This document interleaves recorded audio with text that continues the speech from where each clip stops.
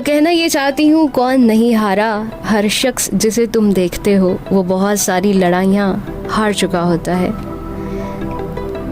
लेकिन उसकी आंखों में एक उम्मीद होती है कि शायद बात बन जाए, शायद मेरे सारे ख्वाब पूरे हो जाएं, शायद मैं एक ज़िंदगी जो बनाना चाहता हूँ वो बना पाऊँ, और शायद ये शायद ही है कि जो कल को आज से बेहतर बनाता है और आने वाले कल को हमारे लिए तैयार करता है। तो भले ही डूब जाए सूरज आज का, याद रखना यही सूरज उगेगा ज़रूर और चढ़ेगा, और याद रखना कि कल का ये सूरज